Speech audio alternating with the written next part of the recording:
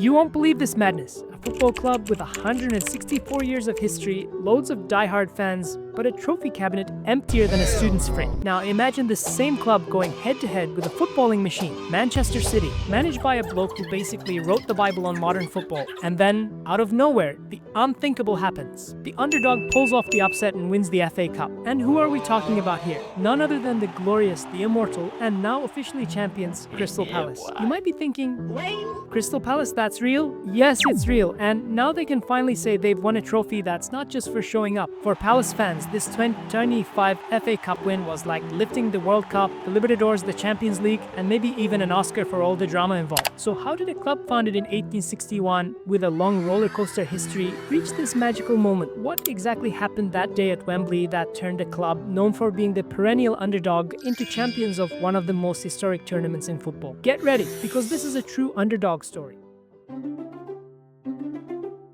Crystal Palace was founded in 1861. That's 10 years before the FA Cup even existed. And yes, they were there at the very start.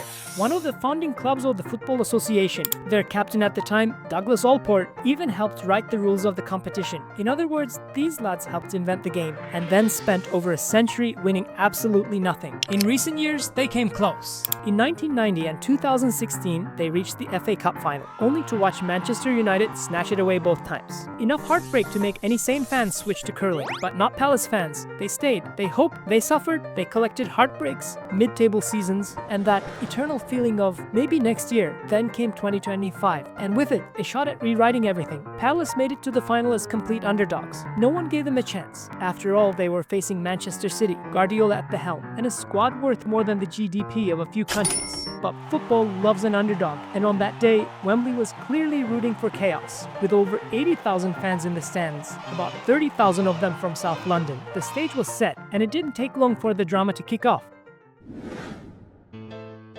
Just 16 minutes in, midfield magician Eberechi Eze, yes, that is, picked up the ball at the edge of the box and let fly. A low rocket into the bottom corner. Crystal Palace were ahead. 1-0. Wembley shook, but no one dared to celebrate too soon, because City were still there, and as everyone knows, they don't go down quietly. When Palace needed a miracle to hold the lead, he showed up, wearing gloves. Dean Henderson, he saved everything. Close-range shots, crosses, deflections, you name it. He even cleared a ball outside the box with his hands, and still wasn't sent off. Oh, and he saved a penalty. That penalty save became the defining moment of the match. If VAR had decided he deserved a red card for the handball earlier, he wouldn't have been there. And if he wasn't there, who knows? That's the butterfly effect of football. Henderson, the keeper who never quite found his place at United, became a Palace legend in a heartbeat. Without him, this story has a very different ending. In the Palace end at Wembley, two fans froze. Not from fear, from emotion. Nathan and Dominic Williams were in the crowd, staring at the pitch, when they spotted something among the supporters. A massive tifo, and on it, a familiar image. Themselves. It was an old photo from 2011. Just kids, celebrating a Darren Ambrose screamer against Manchester United, alongside their dad, Mark.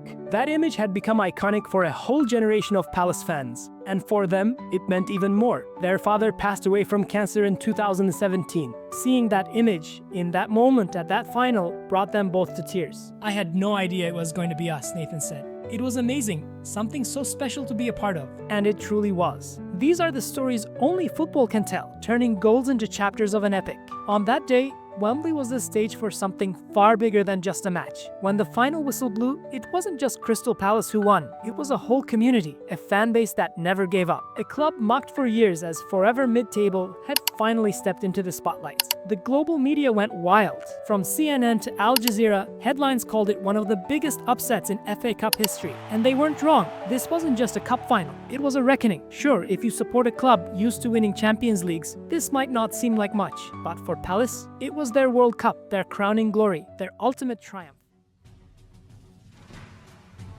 In an era dominated by billion-pound squads, tech sponsors that sound like rocket companies, Crystal Palace reminded the world what football's really about. The off-key chants, the rattling stands after a thunderbolt free kick, the tifo of two brothers holding the memory of a father, a forgot keeper turning into a hero, a doubted manager becoming a genius, and an underdog club becoming champions. And so ends the tale of the club that won the World Cup. No, Crystal Palace didn't lift a golden trophy or parade down the Champs-Elysees, but that day at Wembley they were world champion, at least in their world. And in the end, that's what truly matters.